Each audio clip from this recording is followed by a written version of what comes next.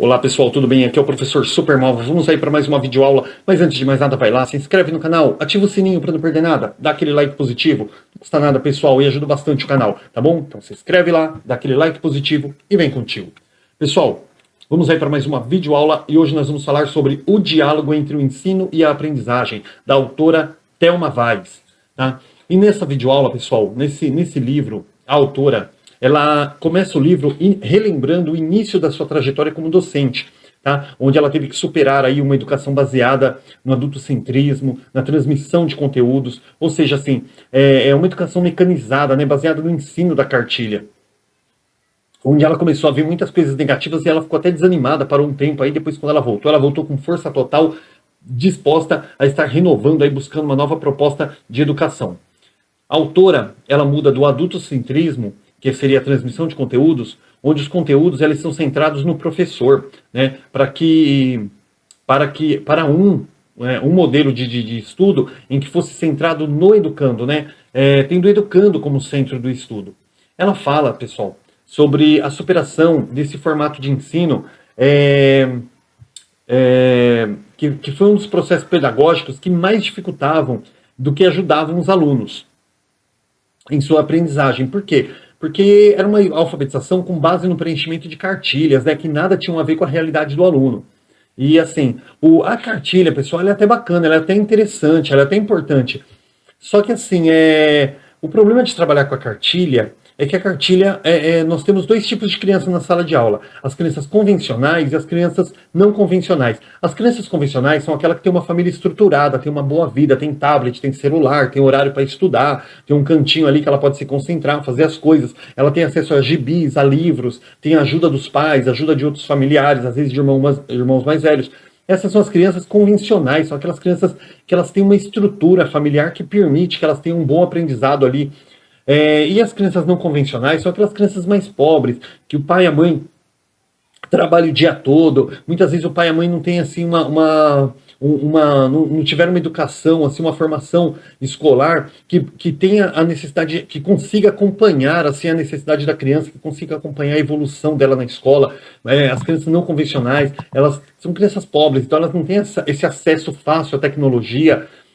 Não tem acesso a gibis, revistas, livros, né? Eles vão ter pelas condições da família. Então, assim, tem uma família desestruturada, muitas vezes desestruturada, uma família, assim, que não dá aquele apoio, muitas vezes quer dar o apoio, mas não tem a condição, muitas vezes quer dar o apoio, mas não tem tempo, e muitas vezes a família realmente acha que é uma obrigação da escola exclusiva cuidar dessa questão da educação da criança. Então, pessoal, a questão da cartilha é que ela é muito mecanizada, ela não tem a ver com a realidade. Então, assim, a criança convencional, ela abre uma cartilha ali, ela já sabe emendar as palavras, as sílabas ali, formar palavras e tal, mesmo que aquilo não tenha nada a ver com a vida dela. A criança não convencional, ela tem praticamente uma chance zero de aprender com um ensino baseado em cartilhas. Só hoje tá meio barulhento aqui, tá? Acho que tá tendo uma festa aí do lado do vizinho, então vocês não reparam o barulho, tá bom? É importante a gente não parar os estudos. Então, assim, como tá escrito até aqui, eu devia ter lido antes de falar, né? Crianças convencionadas, né, ou convencionais, são aquelas que possuem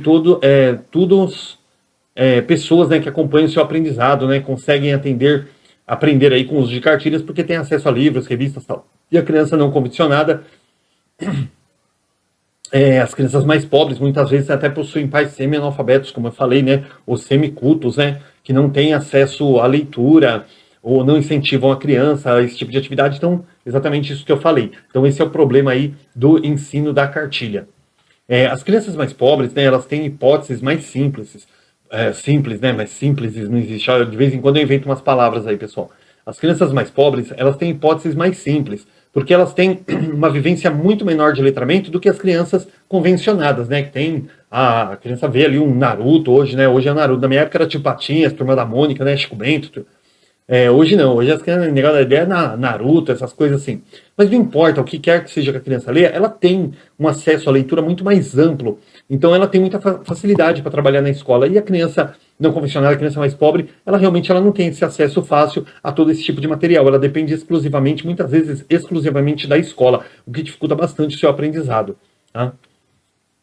Quando a gente trabalha com cartilhas, a gente trabalha mais ou menos na base do 8 ou 80. Ou seja, a palavra moleque, por exemplo, né, isso aqui, ó, eu tirei da videoaula do professor Vinícius Recanello, lá do canal Tá na Lousa, tá? Então, para não falar que eu tô plagiando, pelo contrário, é uma homenagem, né? O professor Vinícius Recanello, mesmo sem me conhecer aí, me ajuda bastante nos meus estudos, tá? Então, por exemplo, a palavra moleque, né? Se o aluno escreve alguma sílaba ou alguma letra errada, é considerado que ele não aprendeu a palavra. Isso no sentido baseado em cartilhas. Por quê? Porque o que importa é o que é certo e o que é errado. Então não tem aquela construção assim, ah, mas puxa, ele escreveu molece, né? O moleque sem colocar o U, né? Ele colocou o Q e o E juntos, sem o U. Então assim, é considerado que está errado, mas na verdade ele entende que ali é moleque. Com o tempo ele vai aprender, você vai auxiliar ele através da mediação, né, essa questão do que, o E, e a criança vai aprendendo, aí ele vai descobrir que moleque, na verdade, não escreve da forma como ele imaginava, né? Escreve de outra forma. Por exemplo, pessoal, eu falava muito errado. Não era nenhuma questão de fono, uma questão de dicção. Eu falava errado porque eu aprendi errado, né? Eu tinha uma família também ali que quase ninguém tinha estudo, né? A maioria parou de estudar, logo ainda antes de chegar na quinta, sexta série, né? Que hoje seria sexto, sétimo ano. Então pararam de estudar muito cedo, então não tinha aquela estrutura assim. Eu sou o tipo da criança não convencionada, né? Não tinha acesso às coisas. Eu ainda tinha um tio que tinha uma banca de jornal, de vez em quando ele levava uns gibis para casa, então eu ainda tinha esse tipo de acesso. Mas era uma criança realmente que não tinha quem me ajudasse, quem me auxiliasse dentro de casa. E assim, por exemplo, eu gosto de falar hoje que eu falava russo quando eu era criança, né? Porque o russo, quando ele vai usar o R, o TR, ele não fala TR, ele usa o TK para usar o TR. Então, por exemplo, eu lembro que de uma palavra em específico, porque foi justamente essa palavra que um vizinho meu da minha idade, olha só que coisa mais linda, quando uma criança ajuda a outra. Era um vizinho meu da minha idade ali que ele me ensinou, ele falou que eu falava errado. E ele me ensinou, que eu nunca vou esquecer isso, que era a palavra catraca. A gente estava falando de relógio, na época tinha aqueles relógios que giravam, e aquilo era uma moda, né? E aí eu falava assim, que era um relógio com catraca.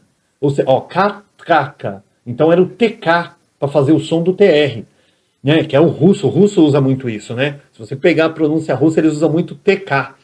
Muitas vezes até para expressar o TR. Então eu falava catraca, né? Relógio de catraca. E quem olhava falava, nossa, esse moleque não sabe falar, parece um bebê, ou então ele fala errado, tem algum problema de dicção, a língua presa, alguma coisa assim.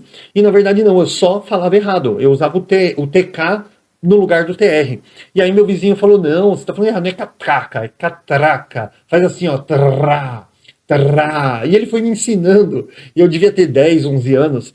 E aí eu comecei a treinar em casa, né? Traca. Aí eu descobri a fórmula da água, né? Né? Aprendi a fazer o fogo, descobri a roda. Porque eu tinha aprendido ali que a palavra não era catraca, era catraca. E ali é que eu aprendi, e dali para frente eu comecei a usar o TR de forma correta. Então, assim, você vê um menino, vizinho meu, que estava brincando comigo, me ensinou a falar corretamente.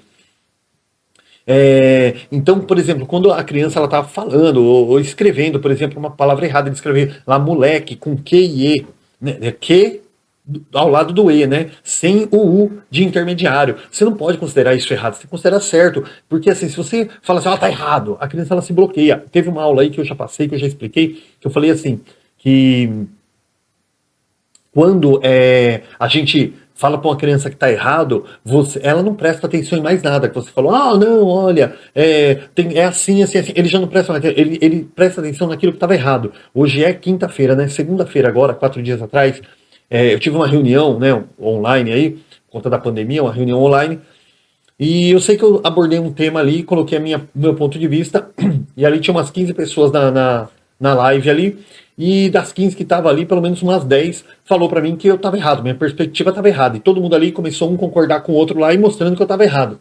Tá, talvez eu até tivesse errado, né? Mas era aquela questão. Quando falaram assim, não, eu acho que você falou uma besteira aí, porque é assim, assim, assim. Gente, eu fiquei tão bloqueado que todo mundo que estava na live olhava para mim, mas não era que eu fechei a cara. Eu baixei a cabeça assim, sabe quando você perde o chão? Porque você vê adultos ali falando pra você assim que você tá errado, né? Aí começam a expressar as opiniões deles e aquela coisa, aí parece que tipo vira todo mundo contra você, mas não era o caso, né? Mas ou seja, eu me bloqueei ali quando todo mundo começou a me corrigir, falar que eu tava errado, que quando eles começaram a explicar a versão deles e tentar mostrar pra mim, eu já não conseguia ouvir. Porque eu tava tão combatido ali de ter sido corrigido, falar, tá errado essa sua opinião, você falou besteira. E eu já não consegui prestar atenção em mais nada. E isso acontece com a criança. Então quando você fala assim, tá errado, quando você fala, tá errado, a criança ela não presta atenção mais. Nem se você ensinar para ela da melhor forma, ela não vai aprender o certo. Ela bloqueou naquela hora que você falou que estava errado, é como se ela tivesse travado, igual o celular, né? Às vezes você mexe no celular e dá aquela travada, você tem que reiniciar o celular. Então, a criança era igual. Você vê, eu que sou adulto passei por essa situação essa semana. Então você imagina a criança, ela também vai considerar aquilo. Vai falar, puxa, eu tô errado. Pronto, ela não aprendeu mais nada a partir dali. Então você não pode chegar e falar, tá errado. Você tem que falar assim, ah, nossa, que bacana, tal. Mas olha, tá diferente do meu. Ai, vamos olhar, por que que tá diferente? Ah, olha, tem uma letrinha a mais. Por que será que tem essa letrinha a mais? E mostrar pra criança, incentivar ela, mostrar pra ela, assim, que ela tem mais a aprender. Ela não fez aquilo errado. Ela simplesmente ela fez correto, mas ela poderia ter deixado melhor, né? Que nem você faz um bolo... E, perdão, você faz um bolo e serve uma pessoa, né? A pessoa fala, nossa, que gostoso esse bolo. Ai, olha, ai, eu não gostei desse bolo, tá ruim, porque não tem a cobertura de chocolate. Né? Vou dar um exemplo, bolo de cenoura, né? Combina bastante. Faz um bolo de cenoura, da pessoa, ai, nossa, bolo de cenoura tem que ser com cobertura de chocolate, né? Sem cobertura de chocolate. Meu, você fica tão triste, porque você fez aquele bolo, você nem pensou se podia colocar cobertura, não. Você fez o bolo ali, serviu com o maior carinho, e a pessoa de repente falou assim, ah, nossa, é gostoso quando é com cobertura de chocolate. Então, assim, se a pessoa chega e fala assim, por exemplo, para você, nossa, que delícia esse bolo, mas ó, se você colocasse uma cobertura de chocolate, será que não ia ficar melhor? Né? Então você elogia, você mostra para a pessoa que aquele bolo é maravilhoso, e logo em seguida você coloca uma sugestão de melhorar, e ela vai falar assim, puxa, meu bolo ficou ainda mais gostoso. Ela não vai dizer assim, nossa, meu bolo tá ruim porque eu não botei uma cobertura de chocolate. Entende? Então você não pode chegar para a criança e considerar aquilo errado. E isso no ensino de cartilhas é 8 ou 80. Ou tá certo ou tá errado. Gente, vocês falam assim, ah, às vezes o professor dá uma enrolada aí, fica meia hora no assunto. Gente, por quê? Porque às vezes a gente vai falar aqui de um conceito e você, por exemplo, decora aquilo ali, você decora na hora. Depois, quando você vai abordar aquele tema de novo, você não lembra mais. Você sabe que você já abordou aquilo, mas você não lembra. E quando a gente coloca esses exemplos do dia a dia e tal, a gente consegue gravar de uma forma melhor. Cada vez que tem, por exemplo, você pega o exemplo da catraca, né? Que eu falo, catraca. Você vai lembrar, você fala, puxa, eu lembro daquele negócio do TR, né? Que o professor falava errado. Aí o aluno, amiguinho dele, né? Foi lá e ensinou ele a falar certo. Então é isso. Se o meu amiguinho falasse assim, não, olha, nossa, que horrível, você não sabe falar, tal. Gente, eu ia ficar bloqueado, eu não ia querer mais brincar com ele, eu ia me sentir envergonhado. Mas ele chegou e falou assim, olha, não é TK, ele não usou essa palavra, né? Mas ele falou assim, olha, não é assim. Faz assim, ó, faz comigo, Então, quando ele me ensinou, ele mostrou pra mim, talvez até que eu tivesse errado, mas ele mostrou de uma forma, gente, que me mostrasse, que me valorizou. Ou seja, assim, tipo, eu quero te ajudar. Ele não chegou pra mim e falou, ai, nossa, sai daqui, você não sabe falar. Não, pessoal, ele tentou me ajudar e aquilo ali foi muito positivo. Então, lembra desse conceito, tá? Quando você for trabalhar com isso. Quando a criança fizer alguma atividade errada, você nunca vai dizer que está errado. Você vai dizer para ela assim, nossa, que bacana, tal. Ai, mas eu também fiz. Olha, mas a sua ficou diferente da minha. Por que será? E vai abordando, mostrando para ela ali que pode melhorar a lição dela. E não simplesmente virar e falar que está errado. Tá bom? Dessa forma você bloqueia. Por isso a gente não trabalha com tradicionalismo. A gente hoje trabalha com construtivismo, que é construindo ali o conhecimento da criança, reconhecendo cada aprendizado básico dela, tá bom? Então vamos lá. Só complementando aqui na frase. Ele não apenas não consegue corretamente, mas ele escreveu errado. Se ele escreveu errado, considera-se que ele aprendeu a palavra mesmo não conseguindo escrevê-la corretamente. Então, assim, foi só complementando aqui aquilo que eu falei. Tá? A criança escreveu errado, mas se ela escreveu errado, pelo menos ela conseguiu chegar até ali. Então significa que alguma coisa ela já sabe sobre aquela palavra, tá bom? Ou sobre aquele tema, tal. Vamos passar aqui para o próximo. No construtivismo, o conhecimento ele é visto como produto da ação e da reflexão do aprendiz. No construtivismo, é muito importante apresentarmos ao aluno situações, problemas, desafios, para que ele possa pensar. Então, no construtivismo, a gente não vê o resultado final da ação, mas vê o produto em si, você vê o caminhar, né? Então não importa o final, o que importa é o caminhar, o aprendizado dele contínuo ali no dia a dia, o professor observando, mediando e avaliando ele processualmente. Ali, cada vez que ele dá uma tropeçada ali, o professor vai lá, pega na mãozinha, levanta, falando, opa, vamos continuar, você tá indo bem, né? Não fala assim, ó, você caiu porque você é burro, ó, você caiu porque você não sabe andar. Não, você caiu, opa, cair faz parte, levanta aí, vamos lá. E a criança vai ali desenvolvendo, tá? Uma última observação que eu queria fazer acerca desse tema é, por exemplo, Thomas Edison, pessoal. Quando Thomas Edison inventou a lâmpada, as pessoas debocharam dele porque elas falaram assim: ah, nossa, eu sempre falo isso nas minhas aulas, né? Falo assim, oh, finalmente, né, depois de 99 erros, e ele falou assim, eu não errei 99 vezes. Eu descobri 99 formas de como não fazer uma lâmpada, mas eu só precisei de uma para fazer. Então Thomas Edison, pessoal, ele não aceitava que ele tinha errado 99 vezes. O que ele entendia não era que ele tinha errado 99 vezes, o que ele entendia é que ele tinha tentado 99 vezes ali e ele foi aperfeiçoando, porque cada vez que ele errava, ele tentava de uma outra forma, Então ele descobriu 99 formas ali de não fazer a lâmpada, né? Mas ele precisou de uma para conseguir. Então ele entendia que cada vez que ele errava era um aprendizado. Então ele não voltava a cometer aquele erro porque ele não voltava a tentar fazer a lâmpada da mesma forma, tá? Então dessa forma que a gente tem que fazer. A gente não pode dizer para a criança que está errado. Você tem que valorizar aquilo que ela aprendeu e aperfeiçoar, fazer com que ela aperfeiçoe. Dessa forma, a gente vai apresentando situações, problemas, como eu falei, por exemplo, essa questão mesmo do relógio, né? Olha que bacana aí que dá até para a gente usar como tema para entender isso aqui. Você pega a situação problema, lá, meu caso lá da catraca, né? O menino chegou para mim e falou assim, não, olha, você vai fazer assim, assim, assado. Ou a questão também da palavra moleque, né? Que também é uma forma de incentivo, assim como aconteceu comigo, também é uma forma de incentivo. Você pega o moleque, você compara o seu com o dele, mostra para ele que tem uma diferença, por que tem aquela diferença, e ali a criança vai pensar, mas por que tá diferente, por que tem que ter esse U, ela vai pesquisar, ela vai buscar, e ali ela vai descobrindo. Então o professor tem que estar sempre propondo ali situações, problemas, desafios, mostrando para a criança ali que tem uma diferença, que ela pode melhorar, e ali ela vai pensar, ela vai queimar os neurônios dela, pesquisar para chegar no melhor resultado. E aí ela vai perceber, nossa, professor, o jeito que eu tinha feito estava errado. Não estava errado, mas agora está melhor, né? Já estava bom, agora está melhor. O bolo de cenoura é gostoso, né? Mas aí, ó, agora ele ficou bem mais gostoso, né? Com a cobertura de chocolate. Então você não vai dizer assim, tava ruim, agora tá gostoso porque você botou a cobertura. Não. Olha, tava gostoso, mas agora tá bem mais gostoso, né? Que agora a gente colocou uma cobertura, tá bem mais gostoso, não tá? Então, sempre dessa forma, valorizando, expondo situações, problemas, desafios para que o aluno possa pensar ali. Para aprender, a criança ela passa por um processo que não tem lógica para o adulto. Também não tem a lógica do conhecimento final, ou seja, a criança, enquanto ela vai aprendendo, ainda que de forma errada, ela acha que está certo naquele momento. Então a criança, até chegar ao resultado do conhecimento final, onde ela estará defendendo o que realmente é certo, ela passa por vários processos, mas sem saber qual será o resultado final disso. Então, assim, como aquilo que a gente falou, a criança vai escrever moleque, aí ele escreve lá, moleque, e termina com o quê? Depois ele vai acrescentar o E, porque ele vai perceber, não, mas moleque não pode terminar com o quê? Tem que colocar o E no final. Aí ele coloca o E, aí depois, no decorrer do processo, ele vai aprendendo mais e vai descobrir que tem um U no meio, né? E por aí vai, né? Aí ele vai descobrir que moleque não se escreve com U no começo, né? Moleque. Você escrever com O. Mas fala moleque. Mas é a forma de falar. É verdade, é a forma de falar, mas na hora de escrever tem que ser com O, porque o certo é moleque, né? E não moleque, né? E aí a criança vai desenvolvendo. Só que todos esses processos, enquanto ele está ali considerando ali moleque, ou moleque com K, ou moleque com QE, ou moleque com MU, não importa a forma que a criança vai escrevendo. Naquele momento, para ela está certo. Aí, conforme ela vai adquirindo conhecimento, ela vai modificando a escrita dela até chegar naquele produto final. Tá? Então a criança ela passa por um processo que é diferente, não tem lógica para adulto. Para nós está errado, mas para ela está certo. E aí o que nós temos que fazer é incentivar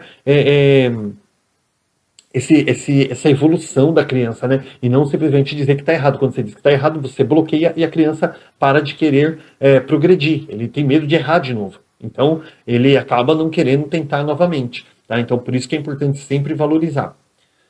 Por exemplo, essa questão aqui do processo que não tem lógica, né, para o adulto. Se nós colocamos, por exemplo, 5 bolinhas juntas e depois colocarmos embaixo 5 bolinhas um pouquinho mais afastadas uma da outra, a criança vai dizer que a de baixo tem mais, porque ela vai considerar que o espaçamento é maior. Então, na verdade, ela vê que o espaçamento é maior, então ela considera que tem mais bolinhas. Por quê? Porque quando você põe espaçamento maior, 5 bolinhas vai ocupar um espaço maior, vai ficar mais comprido, né? Então, para a criança, ela olha aquilo, ela fala, tem mais bolinha aqui. Mas na verdade não tem mais, tem as mesmas quantidades. Então, para a criança, você vai dizer assim, não, tá errado, olha aqui, aí você junta as bolinhas. Então, para ela, aquilo é o quê? Olha, realmente tem 5? Não, ela vai achar que foi um passe de mágica. Ela vai achar que você é mágico, que você tem um poder ali. Olha, o professor diminuiu a quantidade de bolinhas só com a mão. Né? Onde será que ele escondeu as outras? Então você não pode fazer isso. Você tem que considerar realmente para a criança ali, porque a capacidade de raciocínio dela, gente, o processo de aprendizagem da criança, ele não tem lógica para o adulto, tá? Mas para a criança ele tem lógica, então nós não podemos bloquear isso, nós temos que procurar compreender, por isso que é importante a formação contínua do professor, para compreender essa linha de pensamento da criança e trabalhar a evolução dela gradativamente. Na tendência escola novista, existe a valorização do indivíduo, ou seja, o indivíduo que é um ser livre, ativo e social. Antes de eu pegar esse tema, gente... Não, vamos lá, vamos continuar. Então, assim, quando... puxa, eu tinha que falar de Piaget um pouquinho antes, hein? Cadê o Piaget aqui?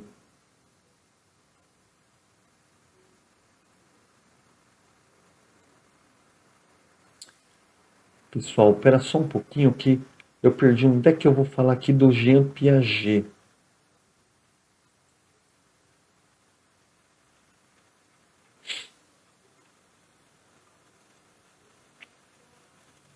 Tá, daqui a pouco a gente fala um pouquinho do Piaget. A professora, só se eu tenho medo aqui de eu ter pulado, ter cortado a parte do Piaget. Mas qualquer coisa eu coloco na segunda aula, tá? Eu tinha que falar alguma coisa aqui sobre o Jean Piaget, tá? Que a autora, ela trabalha ali um pouquinho, baseado, né, nos princípios dela, ela trabalha baseado na obra piagetiana, tá? E eu acho que eu acabei deletando, mas eu vou buscar essa informação aqui e aí já passo para vocês. Ah, não, tá aqui embaixo, ó. Então, vamos lá. Pessoal, desculpa esse cortezinho, aula ao vivo assim, sem edição, é assim mesmo, tá? Então vocês perdoem aí, mas vamos lá, vamos dar continuidade. Eu pensei que eu tinha pulado a parte do Piaget, me perdoem. Vamos lá. Na tendência da escola novista, pessoal, porque com a construção, com a questão do tradicionalismo ali, aquela coisa, a autora ela foi percebendo que precisava de uma mudança, né? E na entrada, no começo ali do século, com o início do escolanovismo, que foi quem realmente começou a bater de frente com o tradicionalismo, os escolanovistas, eles começaram a trabalhar a valorização do indivíduo, que é um ser livre, né? um ser ativo e social. O escolanovismo, ou a escola novista, defende que se houver interesse da criança naquilo que deseja ensinar, a criança então irá aprender. Então precisa ter um interesse. Não adianta o professor ir lá elaborar um tema, achar que é legal e levar. Olha, já sei, eu vou elaborar um tema do Pica-Pau, ou então um tema da Penélope Charmosa, ou então um tema da Caverna do Dragão, ou então um tema dos os Smurfs ainda voltou por causa do filme, mas deixa eu pegar outro desenho aqui que não existe mais, Ursinhos Carinhosos, ou qualquer daqueles desenhos que a gente assistia quando era criança, e o professor montar um tema hoje e achar que a criança vai se interessar. Ela não tem contato com isso não passa mais na televisão, ela nem sabe o que é. Hoje tem desenhos novos aí, Show da Luna, Dora Aventureira e Peppa Pig. Então é o que a criança tem contato. Então hoje não adianta você pegar um tema que para você foi significativo na sua infância, sendo que a criança hoje nem sabe o que é, tá? E a criança, ela defende que se houver interesse naquilo que deseja ensinar, então a criança não defende nada, quem defende é a autora, desculpa. Então a autora ela defende isso, que tem que ter o interesse da criança, tá? Naquilo que vai ensinar, ou seja, você tem que procurar trabalhar temas relativos à vida dela, né? Alguma coisa, por exemplo, Show da Luna sempre ensina alguma coisa educativa, e isso é muito bacana. Então, por exemplo, você vai passar um desenho, você passa lá o desenho, 10, 15 minutinhos, aí você faz uma roda de conversa e depois aplica o tema, baseado naquilo. Quando a criança fala assim, mas a Luna falou disso, a Luna, o Show da Luna falou da importância desse tema, tal. Então, para a criança vai despertar o interesse, tá? Então, tem que haver esse despertar do interesse da criança para que a aula realmente possa fluir. A necessidade, pessoal, A criança ter essa necessidade de aprender, ela sentir a necessidade dela aprender, é uma mola propulsora, então, ou seja, assim, a necessidade é a mola propulsora da ação inteligente. Tá? Então, assim, quando a criança ela vê a necessidade naquilo que está sendo proposto a ela, então ela vai realmente se interessar muito mais, vai buscar aprender muito mais, tá bom? O papel da escola é criar situações para as crianças realizarem as aprendizagens por si mesmas. Então o professor lança o tema, deixa eles debaterem ali entre eles, discutirem, ver quem está certo, quem está errado, e aí o professor vai mediando, conforme ele vai percebendo que eles estão fugindo do tema, dá aquela mediada para o pessoal voltar ali. Quando vê que o aluno realmente deu uma bloqueada ali, ou fugiu do tema, ou então realmente não está conseguindo progredir, o professor vai lá, dá umas dicas, dá mais uma sacudida e deixa eles debaterem por si mesmo. Tá? Ah, mas eu trabalho com criança de 4 anos, 5 anos, exatamente. Então, vai permanecer da mesma forma. Tá? Você vai ter que fazer essa valorização da criança, realmente deixar a criança ali se virar e aprender. Mas só que ela não pode estar sozinha. O professor tem que estar mediando. Por quê? Porque a criança começou a fugir do tema, você viu que ela realmente não está batendo ali, não está buscando aquilo que deveria, o professor tem que mediar para que ela não fuja ali do foco. E com isso, pessoal, a gente acaba, esse tipo de coisa a gente dá um nome de autorregulação, né? Que a criança busca o conhecimento a partir das necessidades dela, né? A partir do momento que ela acha que aquilo é importante para ela, ela vai buscando conhecimento. Se chama autorregulação. Na escola novista, pessoal, o foco não está no produto da aprendizagem, mas no processo. Ou seja, assim, gente, o conhecimento ele é adquirido através do processo de aprendizagem, e não do produto final. Ou seja, eu quero aprender sobre isso, né, sobre a bola, por exemplo. Quero aprender sobre, deixa eu pegar alguma coisa aqui, ó. Tem um kiwi aqui, ó. Quero aprender sobre o kiwi, tá? Então, o meu foco final é descobrir tudo sobre o kiwi. Não, não pode, é o processo. Gente, o que é isso? Ah, é uma fruta. Ah, que legal, que fruta é essa? Ah, é o kiwi. Ah, nossa, por que ela é marronzinha, meio esverdeada? Por que ela tem pelinhos, né? Vamos descobrir. Aí a criança vai lá e pesquisa, aí descobriu. Ai, o que nós vamos fazer agora? Ah, professor, pronto, já descobri tudo sobre o kiwi. Ah, será? Será que não tem mais nada pra gente descobrir? Deixa eu ver aqui. Aí o professor vai lá, parte o kiwi no meio. Olha, ele é verdinho dentro. Olha, ele é cheio de sementinhas pretas. Olha, ele tem uma parte que é mais clara, tem uma parte que é mais escura, né? Aí a criança vai pesquisar. Aí descobriu tudo. Ai, pronto, professor. Olha só, mas olha, se eu apertar o kiwi, olha, tá saindo esse caldinho. Por que tá saindo esse caldinho? E por aí vai, pessoal. Não importa o que a gente propõe ali, que as crianças proponham em grupo com o professor, né? Tudo sempre debatido ali no coletivo. Não importa o que você trabalhe, você sempre vai procurar fazer com que a criança explore mais e mais e mais e mais, tá? Sempre mediano. Agora, o que não pode fazer, pessoal, é eu pegar isso aqui, ó, e falar assim, gente, o que é isso aqui? Ah, é uma fruta, é um kiwi. Ah, tá, que legal. Corta o kiwi no meio. Olha só, por que ele é assim, assim, assim? Olha, você pulou processos. A criança ela nem compreendeu ainda, gente, o que é o kiwi, da onde é essa fruta, da onde ela vem, né? Ela nem compreendeu o básico do kiwi, você já está cortando, espremendo ele, querendo saber do caldo. A criança ela vai pular processos e ela não vai entender. Então, é legal você ir gradativamente ali, né, sobre o objeto que você está estudando, você ir gradativamente ali ensinando a criança aos poucos, para que a criança realmente ela vá sendo desafiada aos poucos e de pouco em pouco ela vai aprendendo e vai buscando mais. Se você já dá logo um tema difícil, uma atividade difícil acerca daquele tema, ele às vezes não vai conseguir aquela difícil e aí quando você passar fácil ele já perdeu o interesse. Então tem que ser uma coisa gradativa. Pessoal, eu queria fazer um exemplo aqui, que eu esqueci, que eu sempre falo. A gente estava falando sobre cartilhas, né?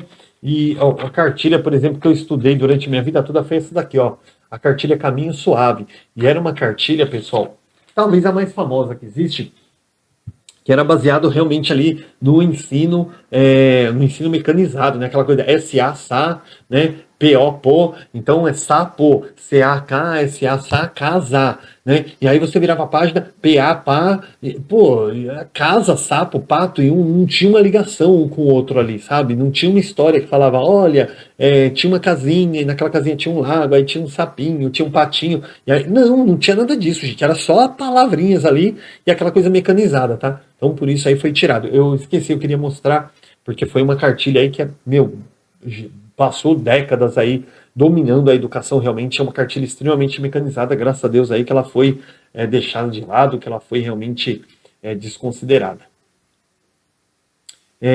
Aí tá. A escola novista, gente, ela foi muito boa, ela buscou ali realmente a identidade da criança, você valorizar o indivíduo, valorizar a aprendizagem dele, né? E ela focava muito nessa questão do aluno aprender a aprender, né? Do aluno não ser um objeto ali de conhecimento, um depósito de conhecimento, onde o professor ia lá e despejava conteúdos em cima dele, tá? Só que o problema da escola novista, pessoal, é que ela acabou dando um tiro no pé, né? Ou seja, dando um tiro pela culatra ali, porque ao colocar o foco exclusivamente no processo de aprendizagem, ela deixou de lado o produto, ou seja, assim, ela colocou o foco no processo, que era o quê?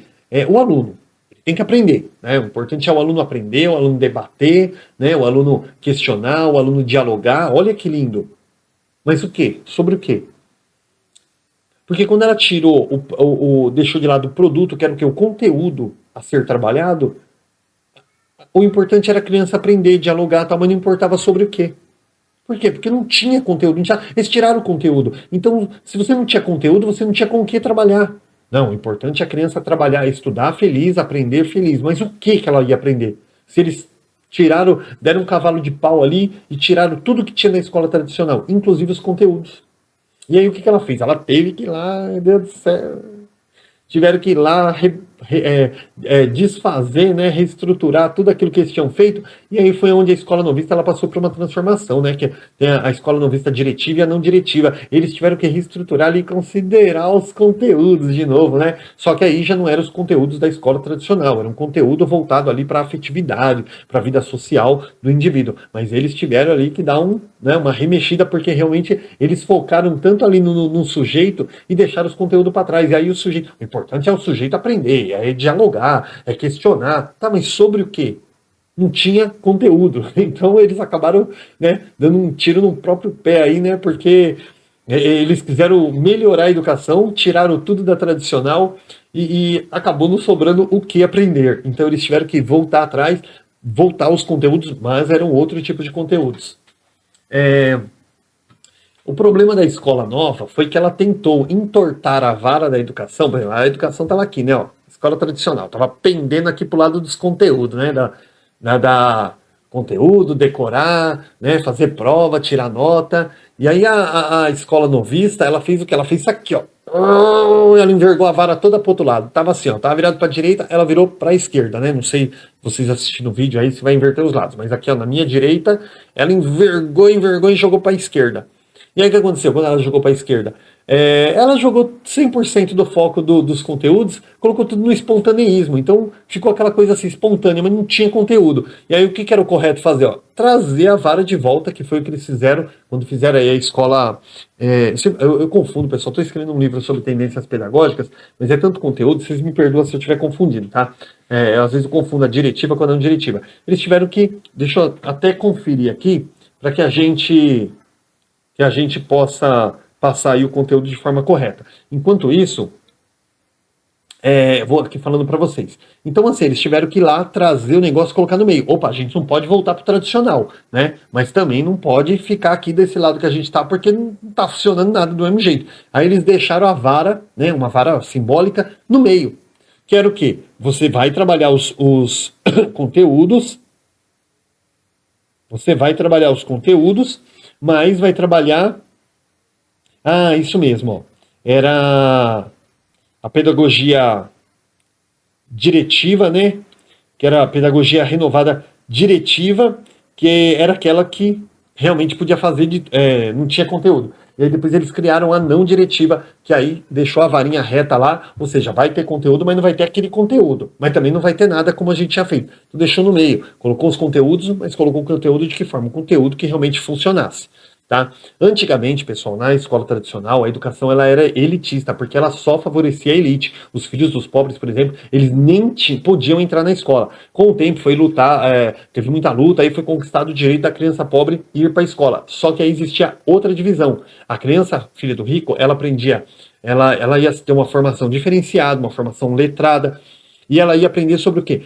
Quando crescesse ali, ele ia aprender para ser advogado, eles iam ter a formação de direito, de medicina, de administração, e engenharia, e qualquer outro tipo de formação. E a criança pobre não. As crianças pobre, ela tinha uma educação popular, e era uma educação péssima, porque ela só formava a criança para que a criança desse continuidade àquela linhagem dos pais. Ou seja, a criança ia aprender na escola sobre trabalho braçal, sobre como fazer o trabalho braçal, trabalhar em colheita, lavoura, essas coisas. Então, continuou essa divisão da mesma forma. Deu a escola para eles, mas o ensino não era o mesmo. Os conteúdos, pessoal, deixa eu ver como é que está aqui a nossa aula. 35 já minutos. Pessoal, eu vou continuar essa aula na segunda parte, tá bom? Que já deu aqui 35 minutos, nós vamos falar sobre os conteúdos, tá bom? Então, daqui a pouquinho a gente faz uma pausa aí, bebe uma aguinha, daqui a pouquinho a gente continua.